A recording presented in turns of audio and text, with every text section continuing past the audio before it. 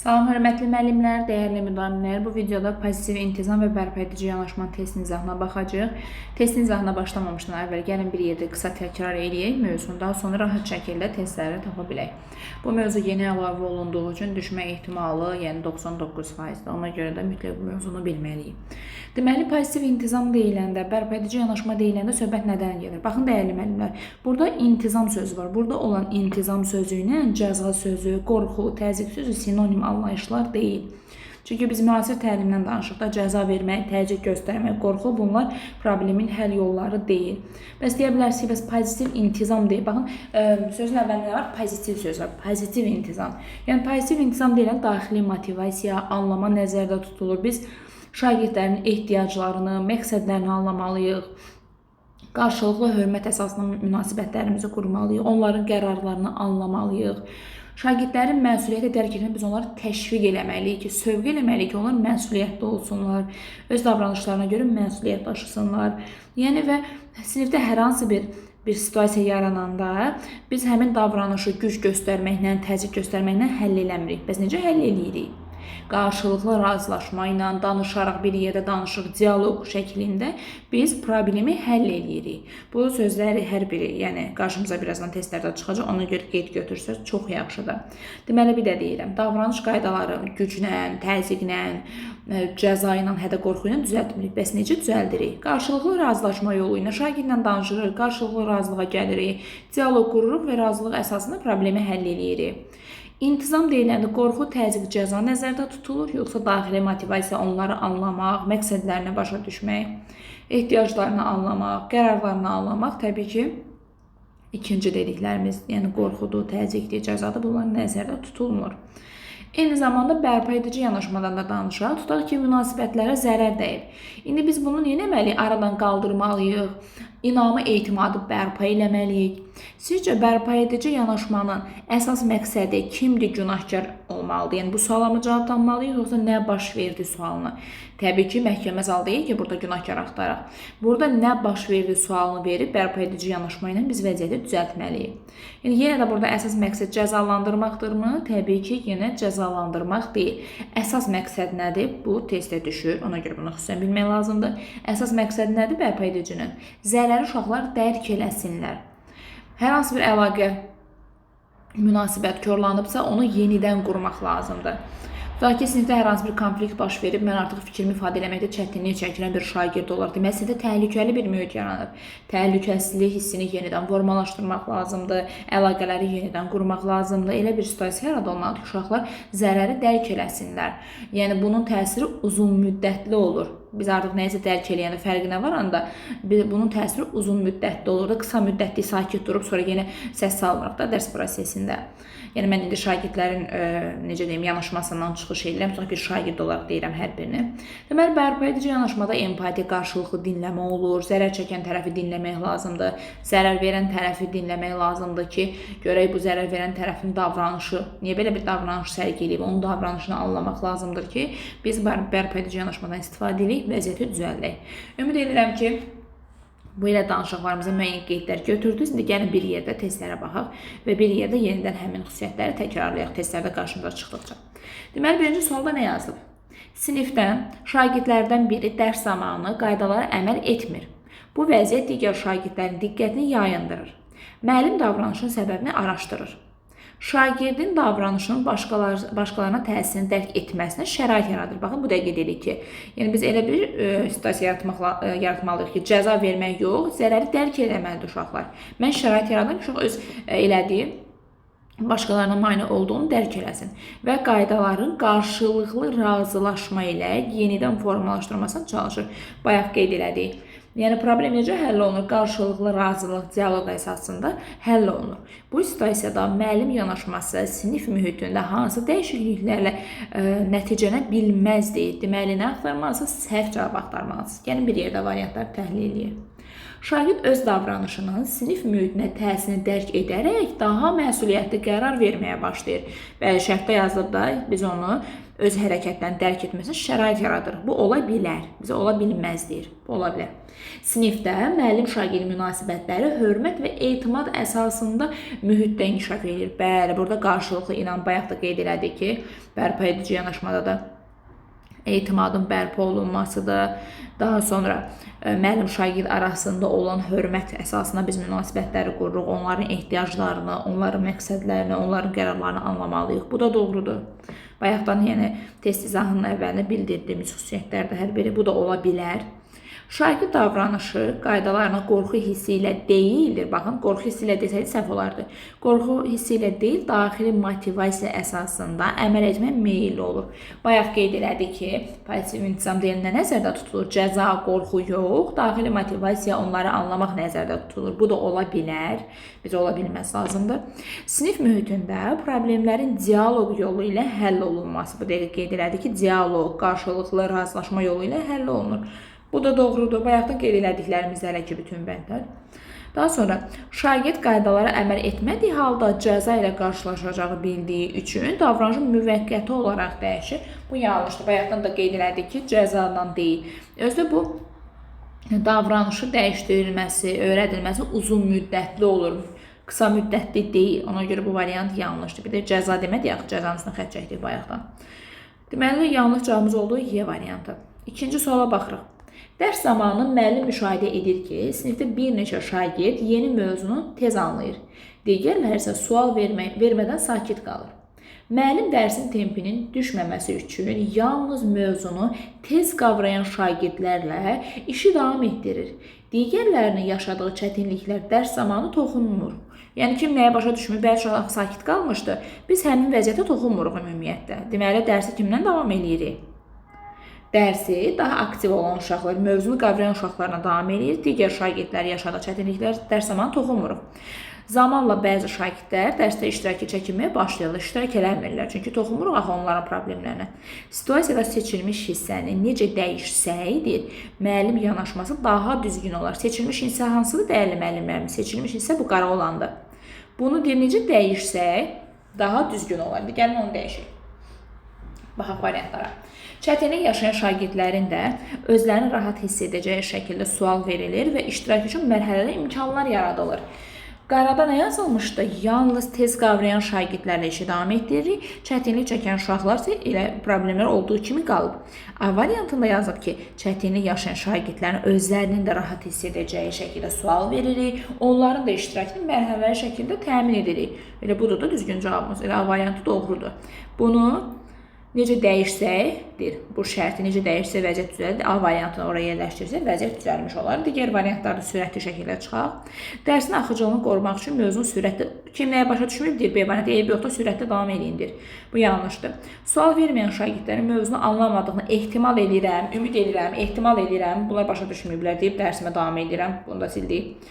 Mövzunu daha yaxşı anlayan şagirdlər üzərində daha izaha üstünlük verir. Axı bu ayrı seçkilikdir, bərabər imkanlar yaratmadım, ancaq dərsi kiminsə üzərində qurmaq. Və dərsi başa düşməyənlər nə etsinlər? Çətinlikləri dərsdən sonra ayrıca araşdırmaq üçün dərs zamanı müdaxilədən çəkinmək lazımdır. Bu da yanlışdır. Bizə seçilmiş hissəni düzəldən bənd lazım idi. O da A variantı idi. Davam edirik 3-cü sualla. Riyaziyyat dərsi zamanı şagirdlərdən biri sinif yoldaşlarının böyük əmək sərf edərək hazırladığı maketi bilərəkdən cıraraq yararsız hala salır. Bərpa edici yanaşma baxımından müəllim şagirdin davranışını təhlil etmək və məsuliyyət hissini formalaşdırmaq üçün ona verəcəyi ilk sual hansı olmalıdır deyir. İndi baxaq görək hansı sual versə bu doğru olar. Bayaq dedik ki, dəyərli müəllimlər, kimdir günahkar? Kimdir günahkar axtarırıq? Bu belə bir suallar veririkmi? Günah kimdəydi? Ay uşaqlar deyib belə bir sual vermirik. Nə baş verdi sualını verərək biz başlamalıyıq, vəziyyəti təhlil edək. İndi ilk sual hansı olmalıdır? Gəlin suallarımıza baxaq görək hansı sual qəşəngdir. Sənin bu davranışa gətirən səbəbləri izah edə bilərsənmi? Bir daha belə hallar təkrarlanmasın. Yəni bu bir növ necə deyim, əmr vermək mənasındadır. Bunu çıxdıq. Bu hərəkətlərinə görə məktəbin nizam-intizam qaydaları çərçivəsində hansı cəza alacağı sən bilirsən, sənə hansı cəzalar gözləyir? Belə sual verirdik biz uşağa, bu da səhvdir. Səncə bu hərəkətin yoldaşa necə təsir etdi və baş verənlər haqqında indi nə düşünürsən? Yəni ki, bir növ şagirdlərdə empatiya qabiliyyətini formalaşdırıram, qarşılıqlı dinləmə. Səncə bu hərəkət yoldaşa necə təsir etdi? Deyir ki, o ağladı, pis oldu mən onu cıranda və s. Baş verənlər haqqında indi nə düşünürsən? Nə baş verdi? Nə fikirləşirsən? Burada səhv nəsə varmı? Yoxdur. Ona görə düzgün cavabımız elə budur. Sinif yoldaşına üzr istəyib, eyni layihəni yenidən hazırlama söz verir. Söz verirsən, təzədən dur onu hazırla. Bizə lazımdır ki, uşaq özü elədiyinin zərərini dərk eləsin, öz davranışını dərk eləsin. Sənə mane olan hal nə idi ki, emosiyalarını idarə edə bilməyib belə bir addım atdım? Bu da yanlışdır. Bizə lazımdır ki, zərər çəkən, daha doğrusu zərər verən öz zərərinin mahiyyətini dərk eləsin, əlaqələri təzədən qursun, empatiya qabiliyyəti olsun, özünü qarşısındakı sinif yoldaşının yerindən qoysun və s. Düzgün cavabımız oldu C variantı. Baxırıq 4-cü suala. Şagirdlərdən biri tapşırıqları yerinə yetirsə də, tez-tez sinif yoldaşlarının işinə müdaxilə edir. Deməli, tapşırığı yazır. Amma eyni zamanda sinif yoldaşı işlərinə müdaxilə edir. Müəllim dərsdən sonra söhbət edərək bu davranışın səbəbini öyrənir ki, görün bu niyə belə eləyir bu şagird. Məlum olur ki, şagird tapşırığı tez bitirdiyi üçün məşğuliyyət axtarır. Müəllim onunla razılaşaraq, deməli bayaq qeyd eləmişdik ki, dialoq şəklində qarşılıqlı razılaşaraq biz problemi həll eləyirdi. Deməli, müəllim onunla razılaşaraq tapşırığı bitirdikdən sonra əlavə fəaliyyət seçməsinə imkan yaradır ki, uşaq boş qalmasın, boş qalanda cəmaatı məşğul edir bu uşaq. Müəllim bu yanaşmasını aşağıdakılardan hansı nəticə kimi qiymətləndirmək olmazdır? Səhv olanı tapmalıyıq. İndi görə hansı səhvdir? Şagird öz davranışını sinif mühitinə təsirini daha yaxşı dərk etməyə başlayır. Bəlkə çünki mən onunla dərsdən sonra fərdi söhbət apardım. Bunun səbəbini öyrəndim. Digər sinif yoldaşı məşğuliyyətin fərqinə vardı uşaq. Dərk etməyə başlayır, davranışını tənzimlənmə bacarığı inkişaf elətdirir. Bu doğrudur. Bu da olar. Şagird müəllimin onu anladığını hiss etdiyi üçün dərsə münasibəti və əməkdaşlıq istəyi möhkəmlənir. Bəli, mən onu başa düşürəm ki, onunla fərdi söhbət aparıram. Bu da doğrudur. Sinifdə qaydaların yalnız müəllim tərəfindən deyil, şagirdlərin də məsuliyyəti ilə formalaşdığı anlayışı yaranır. Bəli, ancaq mən demirəm, dur bu işi gör. Biz orada qarşılıqlı, baxın, dəyərli müəllimə, burada qarşılıqlı razılaşaraq, ancaq mən qoymadım qayda qanunu, razılaşaraq eləmişik. Bu da doğrudur.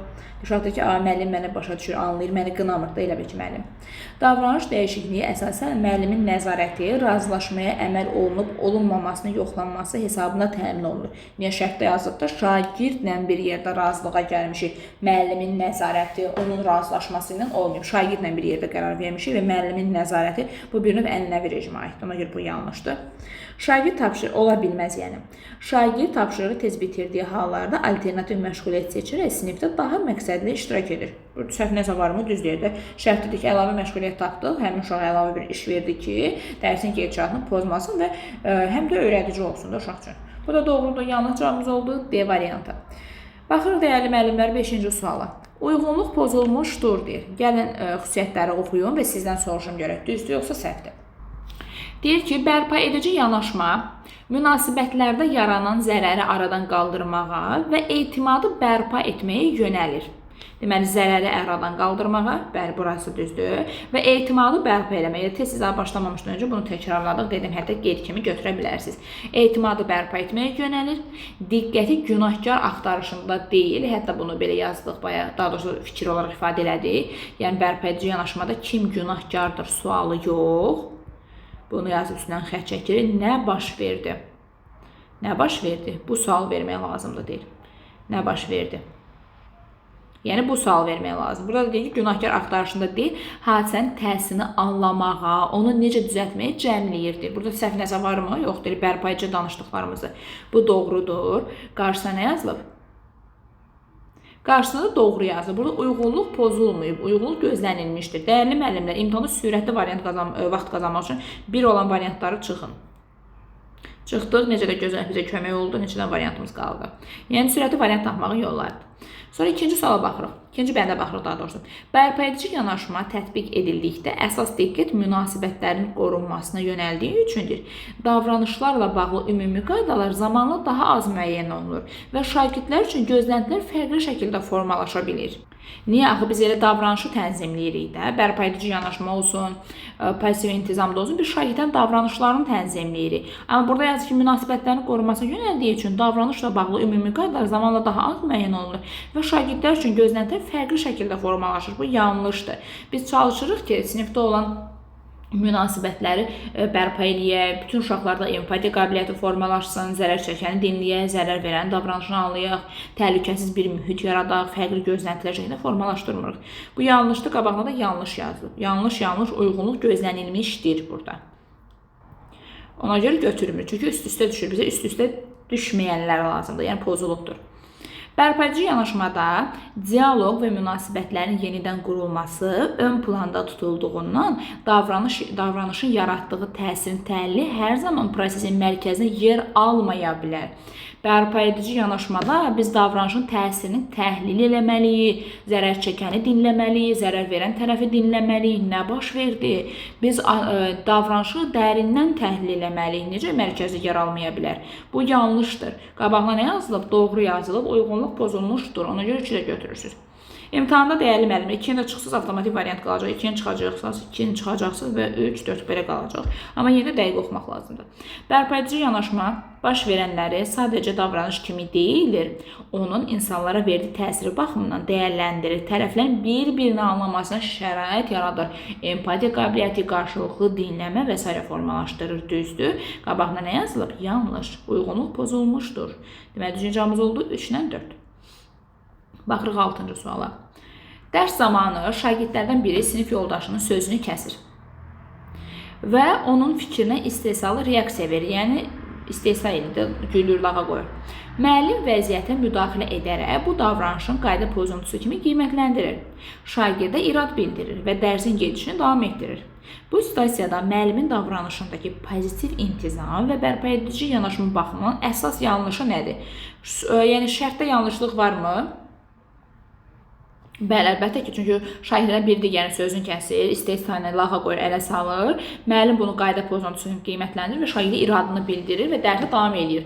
Bu, biz demirdik, bu bərpa-edici yanaşmada, intizam modelində biz nə edirdik? Pozitiv intizamda. Bunun səbəblərini araşdırmalıyıq, niyə baş verdi, nə baş verdi, bunu araşdırmalıyıq. Uşaqlar öz elədiyi hərəkətdən fərqinə varsınlar, bunları dərk eləsin. Bu sualda şərtdə elə bir şey olmayıb. İradımı bildirdim, dərsime davam edirəm. Əsas yanlış nədir deyir burada? Gəlin variantlara baxaq. Dərsin gedişinin pozulmaması üçün vəziyyətə operativ şəkildə müdaxilə etməsi. Baxın, dəyərli müəllim, şərtdə nə yazılıb? Pozitiv intizam və bərpa edici yanaşma baxımından olan səhv hansıdır deyir. Bu deyil, bu pozitivə aid deyil. Sinif qaydalarının pozulduğunu qeyd edərək dərsin nəzarəti bərpa etməyə çalışması. Bu da bizə pozitiv intizam və bərpa edici yanaşmaya zidd olan deyir, tapın. Yəni, bu yanaşmaya aid olmayan tapın deyir. Əsas yanlış nədir deyir pozitiv intizamda? Davranışın səbəbini və onun digər şagirdin təsirini araşdırmadan nəticə çıxarmasıdır. Bəli, deməli, müəllimin elədiyi səhvlərdən biri budur ki, səbəbini araşdırmadı. Biz axı bərpa-edici deyirdik ki, səbəblərini araşdırmalıyıq, təhlil eləməliyik, sonra qarşılıqlı razılıq yolu ilə bir həll yolu tapmalıyıq. Amma burada iradımı bildirdim və dərsimi geçirməkdən davam edirəm. Bu pozitiv intizam və bərpa-edici yanaşma baxımından yanlış, yəni atılan yanlış addımlardandır. Elə bil ki, bu C variantı 6-nın tərsidir. Əslində C variantı kimi olmalıdır, pozitiv intizam və bərpa-edici yanaşmaya görə. Amma orada tərsinə verilib. Yəni, düzgün versiyası hansıdır bunun? C variantı kimi olmalıydı. Ona görə düzgün cavabımız C variantıdır. Digərlərini oxumağa ehtiyac yoxdur. Çünki şərtdə yazılmışdır da, səbəbi araşdırmır müəllim. Elə birbaşa nə edir? Qayda pozuntusu kimi qiymətləndir, iradını bildirir, dərsinə davam edir. Bəs bunu kimi araşdıracaq? Təsirini kimi araşdırıb, təhlil eləyəcək. Onu eləməmişəm. Deməli, bu ziddir. C variantına zid hərəkət ediblər sualın şərtində. Daha sonra baxırıq 7-ci suala. Şagirdlərdən biri sinif yoldaşını məsxərəyə qoyur. Digər şagird bundan sonra özünü narahat hiss edib təlim fəaliyyətində iştirakını azaldır. Müəllim hər iki şagirdə hadisənin qarşı tərəfə necə təsir etdiyini müzakirə edir.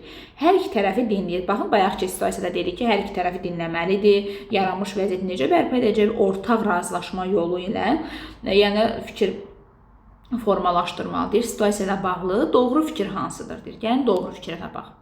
Deməli, müəllim burada yanlış bir addım atılmı? Xeyr, atmayıb. Bir yerdə qarşılıqlı razılaşma yolu ilə vəziyyəti düzəltməyə çalışırıq. İndi A variantına baxaq görək, düzdür yoxsa səhvdir? Müəllim hadisəyə intizam pozuntusu kimi yanaşaraq prosesi əsasən qaydalar tətbiqi və nəzarət mexanizmlərdə.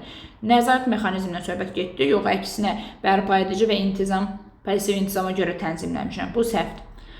Ənənəvi rejimə aid olanlar hamısını çıxmalısınız. Müəllim baş verənləri şagirdlərin fərdi davranış çatışmazlığı kimi şərh edir, qarşılıqlı münasibətlərin və emosional təsir rolunu arxa plana keçirdir. Bu da səhvdir. Müəllim baş verən hadisənin təsirini anlamağa və münasibətlərin bərpasına yönəlmiş, baxın, bərpa edici, bərpasına yönəlmiş yanaşma tətbiq edir. Bəli, müəllim neyir? Baş verən hadisənin təsirini anlayır, münasibətləri anlayır və onu bərpa edir. Elə düzgün cavabımız C variantıdır. Daha sonra D variantına baxaq. Müəllim situasiyada müdaxilə etsə də, prosesi əsasən müəllim-şagird münasibətlər çərçivəsində həll etməyə üstünlük vermişdi. Müəllim burada nəyə üstünlük verib? Problemin səbəbini araşdırmağa üstünlük verir və bir yerdə problemi həll etməyə üstünlük verir. Ona görə deyəndə çıxırıq. Müəllim sinifdə emosional gərginliyi artmaması naminə hadisənin dərinləşmədən dil yanaşmağı məqsədə uyğun hesab etmişdir. Bu da yanlışdır. Deməli, düzgün cavabımız nədir? C variantı. Əslində digər bəndləri oxumağa da ehtiyac yoxdur. Çünki düzü tapandan sonra bu səhvdir deməyə mənası da yoxdur. Deməli, düzgün cavabımız oldu C variantı. Bizə lazımdır pasiv intizam və bərpa ediciyə görə hansı addım atıb müəllim? O da C variantıdır. 8-ci suala baxırıq. Aşağıdakılardan hansı pozitiv intizamın əsas mahiyyəti ən dolğun şəkildə ifadə olunub? Bu haqda bayaq danışdıq. Test izahına başlamamışdan öncə görüm qeyd götürmüşsünüz yoxsa götürməmişik. Yəni bir yerdə baxaq, şərtləri təhlil edək. Dərs zamanı qaydanı pozan şagirdi müəllim tərəfindən xəbərdarlıq edilir. Bunun ardını oxumağa ehtiyac yoxdur. Bu səhvdir. Bizə lazımdır ki, uşaq hər hansı bir davranışı sərgiləyəndə onun fərqinə varsın, onu başa düşə bilsin. Yəni burada intizam, cəza, qorxu, təzyiq mənasında deyil. Uşaq özünü idarə etməsini artırsın, məsuliyyət hissi formalaşsın, sosial bacarıqlar formalaşsın və s. Və davranışın təkrarlanmaması üçün valideynə məlumat verilir. Bu axırda ümumən səhv davam edir. Ana çıxdıq. Şagirdin davranışı dərsin gedişə nümayəndə olduğu üçün müəllim vaxt itirmədən müdaxilə edir və sinif qaydalarını xatırladır, vəziyyəti nəzarət altına alır. Bu bir növ ənənəvi rejim oldu. Bunu da çıxdıq. Müəllim davranışın səbəbini araşdırır ki, görün bu uşaq niyə belə eləyir? Səbəbini araşdırır, şagirdin ehtiyaclarını dinləmək, bunu bayaqda da deyək, ehtiyaclarını anlamaq. Daha sonra şagirdlərin çətinliklərini anlamaq, başa düşmək. Daha sonra şagirdlərin qərarlarını anlamalısınız, məqsədlərini anlamalısınız. Doğrudur, hələ ki, dinləyib, onunla birlikdə, yəni qarşılıqlı razılaşma, dialoqu yolu ilə nəticələri nəzərə alın, alternativ həll yollarını müəyyənləşdirir. Bu pozitiv intizama görə uyğundurmu? Bəli, çox qəşəng və çox dolğun cavab verir. Pozitiv intizamı izah edən bir bənddir. Düzgün cavabımız C-dir. Yəni qarşılıqlı razılaşma, dialoq yolu ilə vəziyyəti düzəldirdik. Müəllim qayda pozuntusunun qarşısını almaq üçün davranışı görməzdən gəlir. Cümlələri oxumağa ehtiyac yoxdur, səhvdir, görməzdən gəlir. Yəni özünüz bilərsiniz də, mən nəyim lazım, dərsimi keçib çıxıb gedirəm. O deməkdir, D variantı. Müəllim davranışı səhv kimi qiymətləndirir, düzgün davranış modelini izah edir və şagirdlərə qərar vermə prosesini cəlb etmir. Və uşaqlar nə işlə məşğuldur, heç nəyə cəlb eləmədim uşaqları. Düzgün cavabımız oldu C variantı. Daha sonra baxıram 9-cu suala. Aşağıdakılardan hansı pozitiv intizam və bərpa-edici yanaşmanın tətbiq olunduğu sinif mühitinə aid deyil? Deməli, negativ cavab axtarırıq. Bayaqdan belə bir şeydən danışmamışıq biz, onu axtarmalıyıq. Şagirdlərin davranışlarının sinif yoldaşlarına münasibətin təsiri müzakirə olunur. Görüm, uşaq fərqinə varıbmı öz elədiyi hərəkəti? Yəni, dərk elədi, eləmədi? Bəli, bu doğrudur. Bizə aid deyilir. Zərər çəkən tərəfin öz hisslərini ifadəsi üçün təhlükəsiz mühit yaradılır. Bəli, bunu bayaq dedik ki, zərər çəkən tərəfi dinləməli, bunu dinləmək üçün təhlükəsiz bir mühit olmalıdır, empatiya hissi olmalıdır, qarşılıqlı dinləmə olmalıdır. Bu da doğrudur. Şagirdlərin davranışlarına görə məsuliyyətin dərk etməsi və nəticələr düşünməsinə şərait yaradılmalıdır. Bu necə fikirli dəyərli müəllimlər? Bəli, bunu bayaq da dedik ki, uşaqlar yəni hər hansı bir davranış pozuntusu ediblərsə, zərəri dərk eləməlidir, nəticələr barədə düşünməlidir, qarşılıqlı razılıq yoluna həll eləməliyik. Bu da doğrudur. Sinif daxilində etibar və qarşılıqlı hörmət hissi möhkəmlənir. Bəli, etimadı bərpa edirik, qarşılıqlı hörmət əsasında qurulur. Bu da doğrudur. Müəllim hadisəni sakitləşdirici yanaşma ilə bağlayaraq təlim mühitinin pozulmamasını əsas məqsəd kimi götürür. Yəni ki, sakit durun, tez mən vəziyyəti, necə deyim, sakitləşdirirəm ki, uşaqları dərsin gedişatı pozulmasın və elə də davam edirəm. Bu qısa müddətli bir reaksiyadır. Özümü çevirəcəm, dərs izah eləmək, təzədən başlayacaqlar uşaqlar. Bizə lazımdır ki, səbəblərini araşdırmaq, təhlil etmək, bir yerdə razılaşaraq həll yolları tapmaq, bir yerdə müzakirə etmək, bir-birimizi dinləməliyik və s. Yəni yuxarıda danışdıqlarımızın hər biri doğrudur. Elə A-dan D-yə qədər oxuyanda pasiv intizam və bərpacı yanaşmaqla biraz ətraflı məlumat əldə etmiş oluruq. Y variantı isə yanlışdır. Davam edirik 10-cu sualla. Gəlin 10-cu sualı dəyərli müəllimlər mən oxuyum, sonra bəndləri sizinlə bir yerdə təhlil edeyim. Dərs zamanı müəllim müşahidə edir ki, bir neçə şagird tapşırıqları vaxtında və qaydalara uyğun yerinə yetirsələr də, dərs müzakirələrində iştirakdan yayınır. Deməli, bir də oxuyaq cümləni, bir neçə şagird tapşırıqları vaxtında yerinə yetirir və qaydalara uyğun şəkildə yerinə yetirsə də, dərs müzakirələrində iştirakdan yayınır. Sual verdikdə isə başqa fikrim yoxdur. Yəni, maraqlı deyil də, amma müəllim sual verir, uşaq deyir, müəllim başqa fikrim yoxdur deyir, qısa cavablar verir. Maraqlı olsa, mən qəşəng-qəşəng, geniş-geniş danışaram bir şagird olaraq. Başqa fikrim yoxdur deyib, qısa lakanik cavablar verib kifayətlənir. Müəllim dərsin ritmini qorumaq üçün bu vəziyyəti dərs zamanı ayrıca gündəmə gətirmir və mövzunu plan üzrə davam elətdirir. Yəni, belə bir hal baş verir və mən bunu görməzdən gəlirəm ki, əsas ki, dərsimin ritmi pozulmasın da. Bu situasiyanın mümkün yaranma səbəbləri və həll yolları nələr ola bilər? Niyə belə bir uşaqlar niyə belə cavablar, niyə qısa lakanik cavablar verirlər? Bu bir. İkincisi deyir ki, yaxşı, belə qısa lakanik cavablar verilməyin səbəbini tapdınız, nə gündə həll yolunu da tapın deyir. Yəni bəndlərə baxa görə hansıdır? Şagirdlər dərs mövzusuna kifayət qədər maraq göstərmir. Bəli, maraq göstərmir. Maraq göstərmir ki, qısa lakanik. Əgər mənə maraqlı olsa, qəşəng dolğun şəkildə danışardım. Deməli, mənə maraqlı deyil. Bu düzünü baxaq görə həll yolu düz gəlir, yoxsa gəlmir. Mövzular daha cəlbedici nümunələri zənginləşdirir. Maraqlı olması üçün əlbəttə ki, cəlbedici nümunələr zənginləşməlidir ki, bu uşaqlara maraqlı olsun. Maraqlı deyil ki, qısa lakanik, hə, yox, başqa fikrim yoxdur kimi cavablar verirlər. Bu düzdür. Bizə elə səbəb lazımdır, düzdür, səbəb və onun həll yolu. A-da səbəb də düz gəlir, həll yolu da düz gəlir. Demək, düzgün cavabımız A olacaq. Gəlin, yenə də hər ehtimal qarşı digər variantlarla təhlil eləyək ki, bəlkə ola bilər digər bəndləri götürən müdaxilələrimiz varsa. Dərsin tempi üzrə şagirdlər üçün yüksək dəyərləndirir. Yəni, dərsin tempi bəzi şagirdlər üçün yüksəkdir. Nə oldu ki, uşaqlar cavab verə bilmirdi axı qaydalara. Yəni, müəllim sual verir, uşaq cavab verə bilmirdi. Yüksək deyil axı onların iştirak tempi, əksinə aşağıdır. Müzakirədə iştirak eləmirlər. Bu deyil. Şagirdlərin iştirak etməməsi dərs prosesinə mane olmamışdır. Eybi yoxda deyil, iştirak eləmirlər, özləri bilərsiniz ki, dərsin gedişini pozmayıblar ki, deyir. Bu da deyil. Tapşırıqlar şagirdlərin səviyyələrinə kifayət qədər aşağıdır. Yəni, aşağı olduğu qeyd olunmayıb şərtdə ki, aşağıda, yuxarı. Sadəcə şagirdlərə maraqlı deyil də, marağı artırmaq lazımdır. Ona görə bunu da çıxırıq. Şagirdlər fikirlərini ifadə etməkdə ehtiyatlı davranırlar. Yəni, burada hər hansı bir təhlükəli mühitin olduğu qeyd olunmayıb ki, təhlükəli mühit var, şagird fikir ifadə eləməkdən çəkinir ki, birdən səhv eləyirəm, cəmaət mənə gülər, ələ salır məni. Elə bir şərtdə belə bir şey qeyd olunmayıb. Əgər elə olsaydı, Y variantını götürə bilərdim. Deməsi də təhlükəli bir mühit var, mən fikrimi ifadə edə bilmirəm və s. Yəni, şərtdə olan bir şey axtarmalıyım. Olmayan bir şey mən necə şər ata bilərəm şərtin üstünə ki, belə bir şey var. Ona görə yenində çıxdı. Düzgün cavabımız oldu A variantı. Davam edirik 11-ci suala. Dəyərli müəllimim, misal üçün, hər hansı bu sualı təsəvvür edin ki, bu cədvəl bu hissədən başlayır, bura qədər bitir. Şərti oxumamısınızsa, görə bilərsiniz, A düzdür, A, B də düzdür, C də, D də, hamısı düzdür ki, burada. Deməli, bizə A-dan, B-dən, C-dən lazım deyil. Bizə sualın şərtini oxuyub təhlil etməliyik ki, görək sualın şərtində nə var. Tapdım ki, sualın şərtində nə var, ona uyğun olanı tapmalısınız. A, B düz ola bilər, amma sualın şərti lazımdır. Baxın, şərt də var sualın. Ona görə sualları oxuyanda xüsusən diqqətli olmaq lazımdır. 11-ci suala baxırıq. Müəllim müşahidə edir ki, bir neçə şagird sinif üçün müəyyən olunmuş növbətçilik vəzifələrini ardıcıl olaraq yerinə yetirmir. Bu hal sinifdə narazılıq yaradır.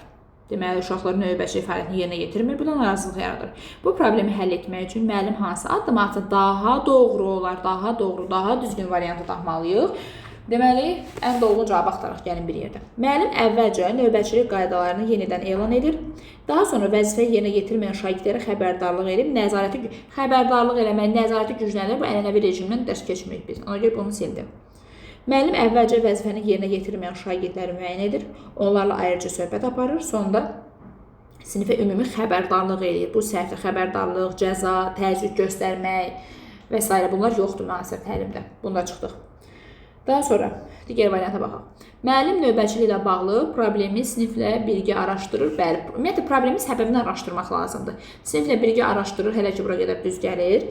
Araşdırır və məsuliyyətin daha ədalətli bölüşdürülməsi üçün birgə həll yolları, bayaq dedik ki, razılaşma yolu ilə həll yolu tapmaq lazımdır. Bir yerdə razılaşıb yol tapmaq lazımdır. Qarşılıqlı dialoq şəklində problemi həll eləməliyik. Və bu doğrudur. Daha sonra qaydaları özü daha doğrusu variantını oxuyurduq. Deyir, məsuliyyəti daha ədalətli bölüşdürməcə birgə həll yolları, birgə qarşılıqlı razılıq əsasında müəyyənləşdirir. C variantı doğrudur, ona görə C-ni götürə bilərik. D variantına da baxaq. Müəllim sinifdə gərginlik yaranmaması üçün mövzu bir müddətli gündəmdən çıxarır, daha sonra qaydaları özü müəyyən edir. Bu əvvəlki səhvdir cümlənin, sonra da səhvdir, özü müəyyən edir. C-də bəs deyirik, bir yerdə həll eləməli, qarşılıqlı razılaşma əsasında eləmək lazımdır. D-də çıxdıq. Müəllim növbətçiliyin vacibliyi barədə izah verir. Şagirdlər buna əməl edəcəkləri ilə bağlı söz alır ki, dəqiq əməl eləyəcəksiniz, əməl eləməyəcəksiniz, söz alır və problemin həll olduğunu qəbul edir. Şala deyir, hə, müəllim həll eləyə, yəni sizin dediyiniz sözə əməl eləyəcək, deyirəm ki, əla, super, problem həll olundu. Bu vəziyyətin çıxış yolu deyil. Bizə problemin səbəbləri və həll yollarını bir yerdə araşdırmaq lazımdır. Deməli, düzgün cavabımız oldu C variantı. Baxırıq 12-ci suala. 12-ci sual gəlin dəyərli müəllimlə bir yerə təhlil edək, görək nə soruşurlar bizdən. Deyir, dərs zamanı müəllim müşahidə edir ki, şagird tapşırıqları yerinə getirsə də, sinif müzakirələrində iştirak etmir. Müzakirə demək iştirak etmir. Və sual verildikdə qısa cavablarla kifayətlənir. Və bayaqki situasiyada da var idi, 10-cu situasiyada. Deməli, kifayətlənir, qısa cavablarla kifayətlənir. Şagird qaydaları pozmur. Ancaq zamanla dərs prosesindən emosional olaraq uzaqlaşdığı müşahidə olunur. Dərsin gedişatını pozum, kimisə məşğul belə bir şeylər eləmirəm. Sadəcə yavaş-yavaş dərs prosesindən uzaqlaşıram. Bu halda müəllimin addımlarla bağlı uyğunluğu tapın. Hansı indi gəlin dəyərli müəllimlə A, B, C, D, Y-ni oxuyaq. Görək hansı doğruca doğrunun qabağına yazaq, hansı səhvsə səhvin qabağına yazaq. Başlayaq addan oxumağa. Şagirdlərlə ayrıca dialoq quraraq dərsdə iştirakın yayılmasının onun özünə və təlim müddətinə necə təsir göstərdiyini müzakirə etmək. Şagirdlə dialoq qura bilərik, qarşılıqlı razılaşa bilərikmi? Problemin səbəbini araşdıra bilərikmi şagirdlə bir yerdə? Bəli, əlbəttə ki, doğrudur. Elə bayaqdan bundan danışırıq da biz. A doğru yanaşmadır. İmtahanda dəyərli müəllimlər, harda birinin qabağına A yazılmayıbsa, imtahanda da çıxa bilərsiniz həmin bəndləri. Görürsünüz necə sürətli şəkildə variant. Və yaxud da görürsünüz ki, A-nı başqa harasa yazıblar, məsələn 2-nin yanına A yazıblar, onu da çıxa bilərsiniz. Yəni belə sürətli vaxt əldə edə bilərsiniz. A-nı tapdın. İndi keçirik B variantına baxaq. Deyir, şagirdin özünü daha rahat hiss etməsi üçün iştirak formasını onun seçilimə buraxmaq, yəni iştirak eləmirsən, eləmədən sən özün sərbəst ol və müdaxiləni minimuma endirmək. Axı şagird müzakirələrdə iştirak eləmir, yəni bilikləri əldə eləməyəcək. Mən də deyirəm ki, nə olsun, əsas oldu ki, özü sərbəstdir, özü rahatdır. Özü nətər rahat hiss eləyir, elə eləsin də, iştirak eləmir, eləməsin. Axı bu problemdir, problemin səbəbini araşdırmaq lazımdır, vəziyyəti düzəltmək lazımdır. Bu səhvdir. Elə bil mən görməzdən gəlirəm də, iştirak eləmirsən, özüm əsas oldu ki, özü xoşbəxt hiss eləyirəm. Bu yanlışdır əlbəttə ki. B yanlış aiddir. Deməli, 2-yə B olmalıdır. 1-ə A, 2-yə B. A variantı dəyərli müəllimə avtomatik çıxırsa, çünki B-nin yanına bunu yazıblar. 1A imtahanda sürətli belə şəkildə variantlarını hərəkət edib. Yəni, imtahanda açıq sual yoxdur ki, deyim ki, açıq sual var, mən variant tapa bilmirəm. Qapalı sualı tez-tez variant tapacaq. Şagirdlərlə birlikdə mərhələli şəkildə onun iştirakını artıracaq, real və razılaşdırılmış addımlarla planlaşdırmalıyıq vəziyyəti. Bu düzgündürmü? Bəli, dəyərli müəllimlər. Birlikdə, bu bayaq dedik ki, şagirdlərlə birlikdə və razılıq, qarşılıqlı razılıq və dialoq əsasında problemi həll edirik. Bayaqdan bu fikir dəfələrlə qeyd elədi. Deməli, birə həm A aiddir, həm də C aiddir. C-ni avtomatik 2-nin qabağına yazdıqları üçün imtahanda indi bütün bəndləri oxumasanız da olar. Variantı tapdıq ki, Y variantıdır. 1A-la C-dir. 2-yə hələ ki B-ni götürmüşük, gəlin digərlərinə də baxaq. Şagirdin sakitliyi onun dərs prosesinə hörmət kimi. Eybi yoxdur, görürsün nə gözəl sakit oturub. Dərsimi gedişatı nə olsun, pozmur. Suala cavab vermir, verməsin. Amma mənə hörmət edir. Bu vəziyyəti düzəldərmi? Uşaq heç nə öyrənmir, mən deyirəm ki, nə olsun, mənə hörmət edir, mənim dərsimə hörmət edir. Bu yanlış yanaşmadır. Sinifdə hər kəsin fərqli iştirak üslubu olduğunu vurğulayaraq mövzunun ümumi prinsip səviyyəsinə bağlamaq. Deyirəm ki, olsa hamı aktiv olmayacaq ki dərsdə. Qoy passiv olur olsun, hamı eyni səviyyədə iştirak edə bilməz axı deyib dərsdə. Təbii ki, bu da vəziyyəti həll edən bir yol deyil də, bu elə görməzdən gəlməkdir. Eybi yoxda deyirəm iştirak eləmir, eləməsin. Deməli, B, D yanlışdır, aynen C doğru. Düzgün cavabımız oldu, Y variantı. Çox qəşəng və çox